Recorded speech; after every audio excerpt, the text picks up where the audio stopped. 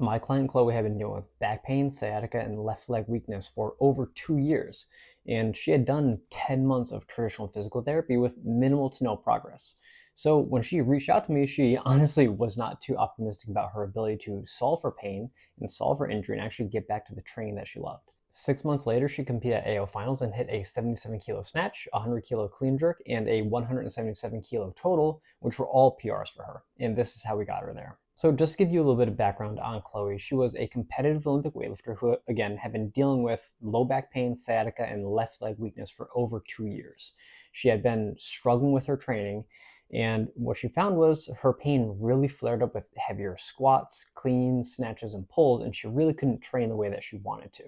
Because of her left leg weakness, she was also catching a lot of her cleans and snatches heavily on her right leg, which was throwing off the overall mechanics of her lifting and making her lifts very sporadic. She had gone through 10 months of traditional physical therapy, which mainly consisted of her PTs just telling her not to lift or not to do the things that hurt or aggravate her symptoms, and lower level core rehab drills like clamshells, bodyweight planks, bird dogs, and dead bugs.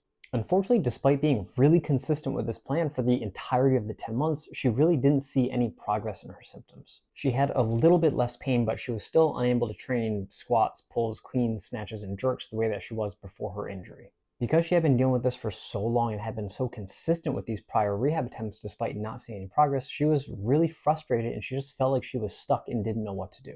Weightlifting was something that she absolutely loved doing. She loved pushing herself hard, gaining strength in the lifts, and hitting PRs over time.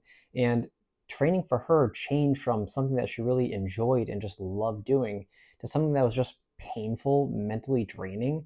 And it was just really hard for her to stay consistent with it because she couldn't train the way that she was used to. Before reaching out to us, it even got so bad that she thought about quitting weightlifting entirely because she didn't see how she could actually solve her pain and get back to the level of training that she had before her injury began. So when she reached out to us, she honestly was not too optimistic about her ability to actually solve this pain and get back to training, but she knew that she wasn't just ready to completely throw in the towel yet. So she signed up to work with us and we got started with her assessment.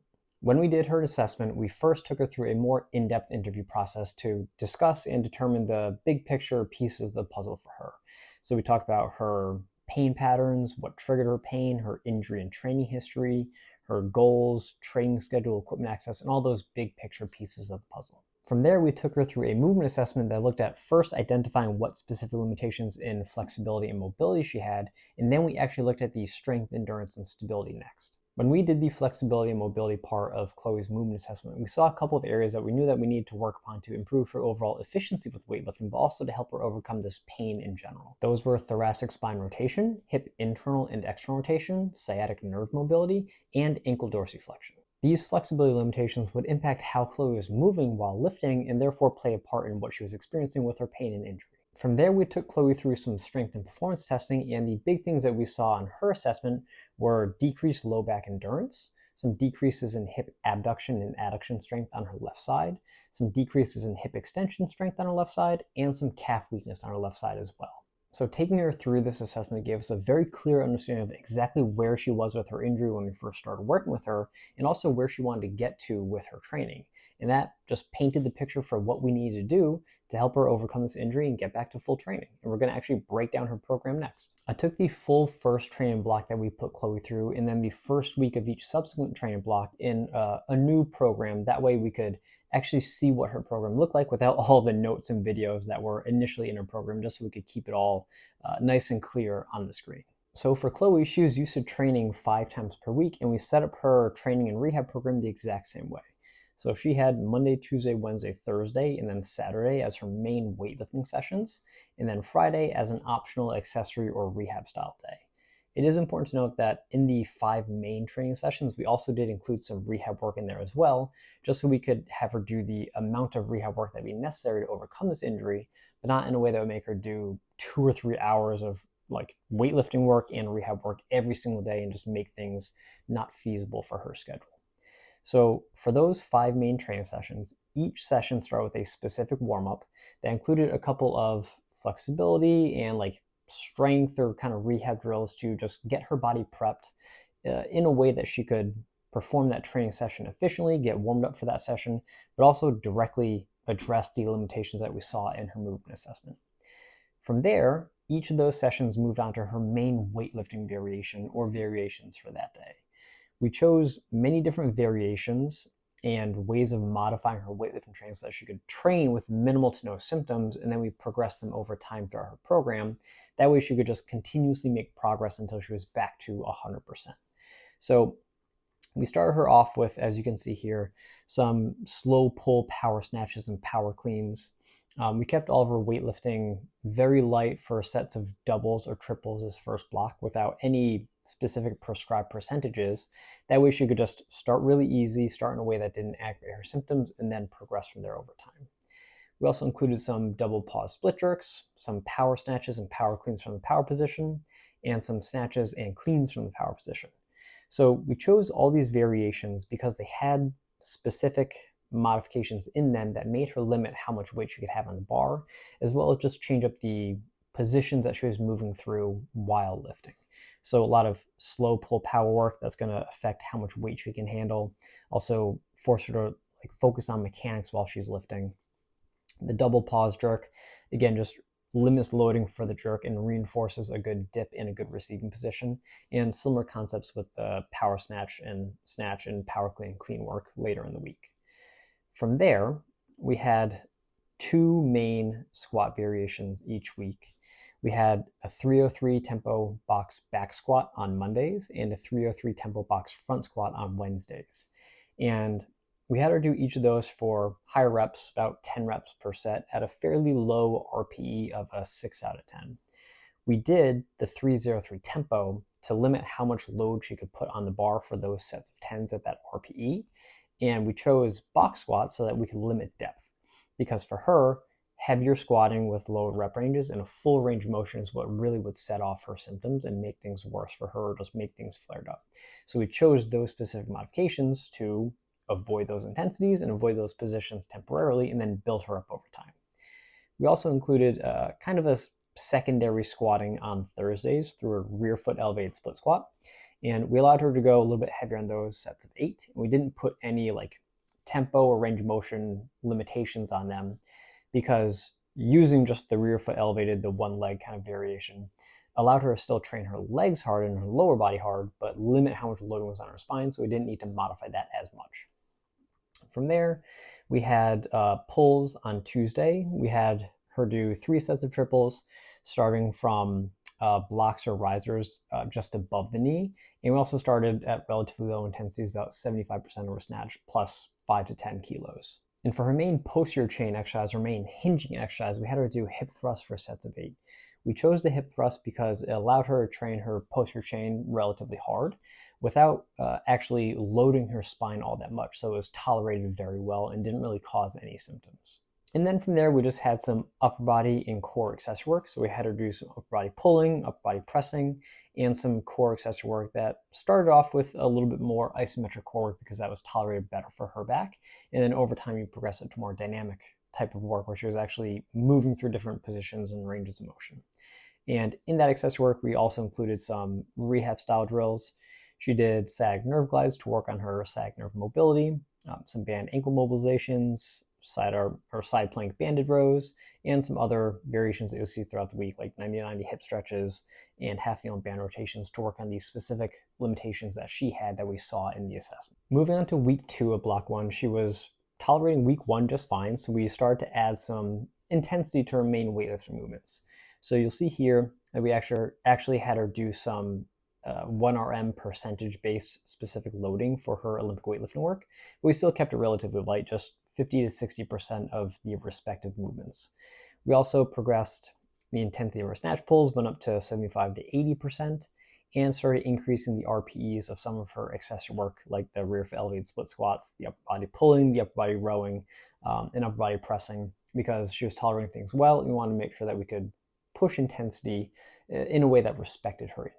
We did the same kind of progression pattern in week 3 and week 4 of block 1, culminating in Olympic weightlifting work at 60 to 70% of her power snatch, power clean, snatch, or clean, respectively, based upon the movement. We also, again, increased the RPE of her accessory work to allow her to use a little bit heavier loading, especially for things like the upper body exercises, as well as the isometric core work.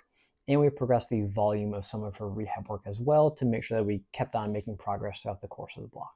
At the end of block 1, we met on a video call to just reassess things and kind of recap how that block went. And Chloe said that she had noticed some pretty good overall progress in her symptoms and performance.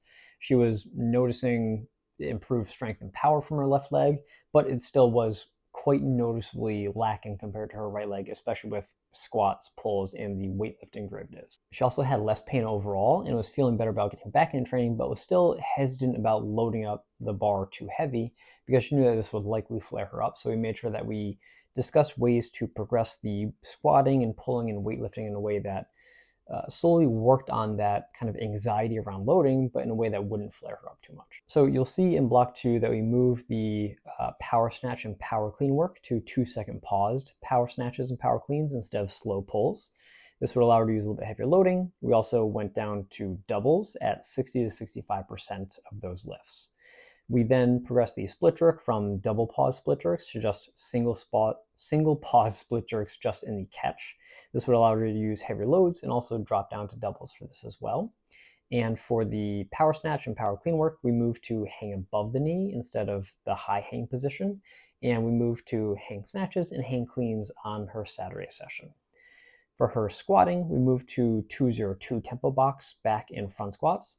And we also let her self-select the depth of the box and ideally progress it over time so that she was having more and more depth as her symptoms subsided. And we also progressed the rep range, so we dropped to sets of 8 at a little bit higher RPEs to allow for heavier loading for the box squats as well. For the hip thrust, she was tolerating those just fine. So we progressed to sets of 6 at an RP of 8 to start this block, and we progressed that over the course of the training block. And for her rehab work, we started to work a little bit more dynamic core work through some Copenhagen variations, which allowed her to work her adductors and her obliques, as well as move her spine through some lateral flexion or side bending as well. And similar with the reverse Copenhagen raises. And we added in some Penley rows, which is a chest unsupported row variation at a little bit higher reps. That way she could start training her back in a way that would get her back to bent over rows, which she had as part of her normal weightlifting programming. Block 2 went well overall. She was able to progress from weeks 1, 2 to 3, but in week 4 of that block, she did come down with a little bit of an illness, and she was just feeling kind of run down, had a little bit more symptoms because of that. So all we did to kind of work around that flare up and that illness was we reduced the volume, reduced the intensity of the prescribed lifts that she was doing, and also regress some of the variations a little bit so she could still train effectively, but not in a way that would flare up her symptoms anymore or just make her feel any worse. And by the end of that week, she was feeling basically back to how she was feeling before she became sick at all. And she was ready to move into block 3. But as you'll see in block 3, she was actually doing a little bit of traveling. So we had to kind of accommodate for the limited gym equipment access that she had while she was traveling. So we created this kind of modified program for her. She was still doing the 5 main training sessions that week because she wanted to keep very active while she was traveling with that optional accessory rehab day on Friday. But how we got around the limited equipment access, she really didn't have any free barbells or anything like that, no platform, so she couldn't do actual like weightlifting movements. We had her do some kind of like modified plyo type exercises, some seated vertical jumps, power step ups, single arm dumbbell push press, seated vertical jumps again on Thursday, and power step ups again on Saturday. This still allowed her to train that kind of power focused or explosive quality that she would need for weightlifting, but in a way that respected the equipment that she had access to. We also had her do some single leg pressing with slower tempos instead of barbell squatting because she didn't have access to a squat rack, some high box step ups for a secondary squat variation, some single leg hip thrusts so that she could use a dumbbell to appropriately load the posterior chain musculature, and then ended with some upper body accessory work and core accessory work based on what we had done in the prior 2 blocks. By the time Chloe got to block 4, this was really the first time that she felt she was really training like an actual weightlifter again. So we made sure that we progressed her program so that she could eventually peak for a competition that she had scheduled at the end of our time together. And one of the big things that we wanted to work on in block 4 was her leg movement, because she had that left leg weakness for so long. It really changed how she was catching her snatches and cleans. She was catching very heavily on the right side. She would hip shift away from that weaker left side and just really be asymmetric in her catch. So we started Monday and Tuesday, as well as Thursday and Saturday actually, with variations of the movements that forced her to work on that foot movement. So we had her do some very light empty bar snatches and power cleans onto plates based upon the day. On Thursday, she did power snatch on the plates, and then on Saturday, she did some no foot snatches and cleans. So the snatch and clean variations on the plates, she just set 2 plates on either side of her starting position, where she would pull the bar, and after she left the floor during that end of the second pull, she would then shift her legs onto those plates to work on symmetrically catching on both legs evenly. And then on Saturday, with the no foot snatch and clean work, she would set her legs up in the receiving position for the snatch and clean and pull the bar from there off the floor without kind of reshifting her feet around, which again is just another way to force her to work on pulling symmetrically with even pressure between legs, as well as catching symmetrically with relatively even pressure between legs. From there, she moved on to more classic weightlifting variations. She did power snatch and power clean singles on Monday and Tuesday, starting at 65 to 75% in this first week and progressing in intensity and modifying volume over the course of the block. She did some no contact snatches on Thursday. And then for her squatting, in this block, we really want to focus on, again, that single leg strength and just kind of evening out those asymmetries. So we had her do a lot of single leg squatting variations. We had her do split squats with heavier loads on Monday, deficit reverse lunges with heavier loads on Wednesday. And then on Thursday, we did 2-second pause front squat training on that day, just to still have her training the barbell squatting movement that she would need to for a good weightlifting performance. For the front squat, we had her do 2-second pause work to, 1, just work on positioning in the front squat, and 2, really be able to focus on that even foot or even leg pressure in the bottom of the squat, which could help out with her mechanics during the actual snatches and cleans. We shifted to this top set and back offset structure so that she could get a little bit more experience utilizing heavier loads at higher intensities, but not so much volume that would just beat her back up and cause an increase in her symptoms. So for the front squats, she worked up to a top triple at an RP of 6, then had a back off set of 6 at an RP of 6, and then one further back off set at 10% less weight than that set of 6. So this allowed her to get some good higher intensity exposure with the top triple, and then just some more power-based work, as well as technique-focused work with the back off sets of 6. This front squat training, again, started at RP 6 for the first week of this block, and it progressed in RP over time throughout the block, so that she ended the block at an RP of 8 to 9 for each of those sets. In this block, we also started using heavier pulls, so she was doing heavier snatch pull doubles, starting at 75 to 85%, and then increasing intensity over the course of the block, as well as doing push presses with a similar top set, back offset structure, where she was building to a top triple at an RP of 7, and then doing one back offset of 5 at RP 7. In block 4, this is also where her core training really started to become a bit more advanced. She was doing great with all the isometric core work and tolerating the initial dynamic core training very well, so we decided to increase the demand of her direct lower back training. So in this block, we implemented some Jefferson curls where she's intentionally flexing and extending her spine through as big of a range of motion as possible against resistance, as well as doing some GHD side plank rotations. Both of these variations train her core outside of that neutral spine position, and it is one of the main things that we do with so many of our clients, because when you're training, especially if you're training with maximal or near maximal loads, or you're training under fatigue, or you just have to do stuff at home, at work, where you're not going to be in a neutral spine position, there are going to be times where you are not going to be in the perfect neutral spine position when you're lifting or doing any of these other tasks. And if you're not prepared to handle the demands of that type of activity, that's when your risk of injury increases. So by slowly and systematically incorporating that type of training into our clients' programs, we're able to actually develop that skill over time and make sure that they can handle those demands with as low a risk of injury as possible. We also progressed some of the demand of her hip mobility training as well. So we added in some assisted pancake stretches, some weighted hip airplanes to work on not only hip internal, external rotational range of motion, but also lateral hip strength. And we added loaded butterfly stretches to really help her open up her hips, which would help with her squatting position as well. At the start of block 5, Chloe had another bout of traveling, so we had to work around the limited equipment access that she had. So we incorporated a structure that was very similar to her prior block where she was traveling, but we did 4 main lifting sessions with 2 optional accessory work sessions. All of those kind of main lifting sessions incorporated some plyometric work, some squat and hinge training, and then some upper body and core accessory work, with the difference being the demand of the type of core accessory work that she was doing. She handled the non-neutral spine training or the dynamic core training from block 4 very well. So we just continued to progress the challenge of that. Instead of regular Jefferson curls, we now added Jefferson curls with rotation to add another dimension of movement for her direct lower back training. So we did this with increasing loads throughout the block. And then we also added flat bench back extensions so she could directly train her lower back in a more isolated manner with the equipment that she had available to her in the hotel gym.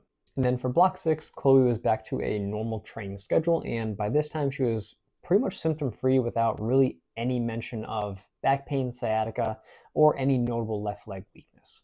She would still notice a small discrepancy in the power output of her left leg compared to her right leg, but mainly when she was very heavily fatigued. When she was just lifting and she was fresh and recovered, her legs really felt symmetrical at this point in time.